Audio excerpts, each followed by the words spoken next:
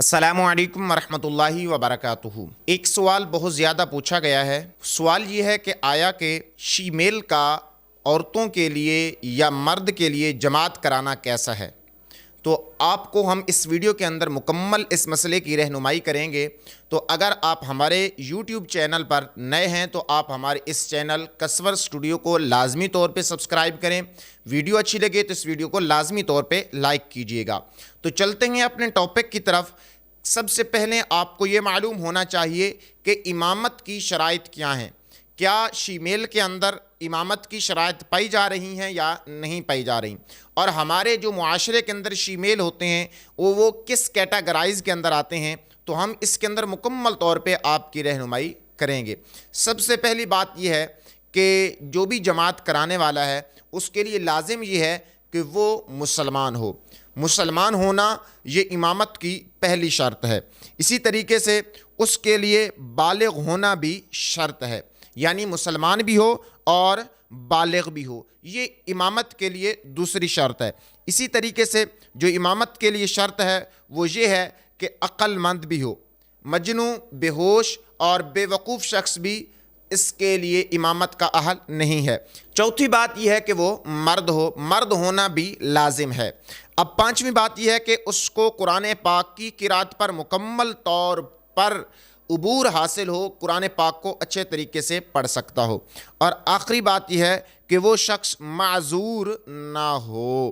تو اب آپ کو معلوم ہو گیا کہ یہ جو شیمیل ہوتا ہے جس کو عام زبان کے اندر خسرے کہا جاتا ہے، تو ان کے لیے جو نماز جماعت کا ادا کرانا یہ بالکل جائز نہیں ہے اس کے لیے، کیونکہ وہ ایک معاشرے کے اندر، ان سوسائٹی کے اندر وہ ایک غلط طرز پر اپنے آپ کو پیش کرتے ہیں، اور وہ اللہ تبارک و تعالیٰ کے ناپسندیدہ جو محافل ہیں اس کے اندر وہ شرکت کرتے ہیں، اور ان کا جو باہر ایک امیج ہے وہ فاسق اور فاجر والا ہے۔ تو لہٰذا امام جو ہوگا اس کے لیے ان تمام شرائط کا ہونا لازم ہے۔ تو لہٰذا یہ جو عام طور پر آج کل ماہ رمضان ہے یا ماہ رمضان کے علاوہ بھی ایسے مسائل ہوتے ہیں کہ لوگ ان کو امام بنا لیتے ہیں اور ان کو آگے کھڑا کر دیتے ہیں، تو یہ بالکل صحیح نہیں ہے۔ اس طریقے سے ہرگز نہیں کرنا چاہیے، کیونکہ امام فاسق اور معلن نہیں بن سکتا۔ جو فاسق و فاجر ہو، جو بظاہر فسق و فجور کرتا ہو، تو وہ امام نہیں بن سکتا، اور یہ مردوں کے لیے بھی امام نہیں بن سکتا اور عورتوں کے لیے بھی امام نہیں بن سکتا۔ تو اب آپ کو معلوم ہو گیا ہوگا میں جس کی طرف بات کرنا چاہ رہا ہوں، کہ یہ جو عام طور پر ان کو شیمیل کو دستار پہنا دی جاتی ہے، ان کو ٹوپی پہنا دی جاتی ہے، اور پھر ان کو بنا سنوار کر یا تو سٹیج رسول پر معاذ اللہ بٹھایا جاتا ہے یا ان کو مصلی پر چڑھا دیا جاتا ہے، تو یہ بالکل ناجائز ہے، کیونکہ یہ تو مذاق اڑایا جا رہا ہے۔ سٹیج رسول کا بھی اور جو مصلی ہے، امامت ہے، اس کا بھی مذاق اڑایا جا رہا ہے۔ تو چاہیے یہ ہمیں کہ ہم ایسے لوگوں کو ہرگز امامت کی جگہ پر کھڑا نہ کریں۔ ہاں، یہ لوگ اگر امامت کی جگہ پر کھڑے ہوں گے تو پھر نماز جنازہ بھی یہی پڑھائیں گے، اور پھر جو باقی جو کام ہے تو پھر یہی لوگ ہی کرائیں گے۔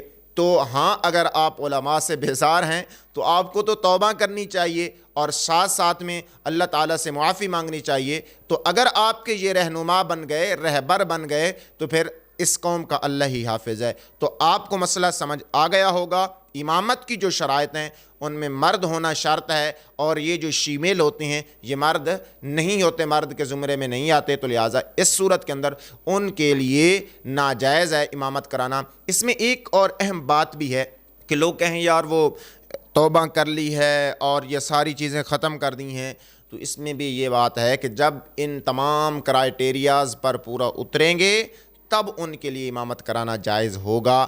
اگر ان تمام کرائٹیریاز پر نہیں پورا اترتے تو پھر ان کے لیے امامت کرانا جائز نہیں ہے۔ تو امید ہے کہ آپ کو یہ مسئلہ سمجھ آ گیا ہوگا۔ اگر مسئلہ سمجھ آ گیا ہے تو ہمارے اس ویڈیو کو لازمی طور پر لائک کیجئے۔ السلام علیکم ورحمۃ اللہ وبرکاتہ۔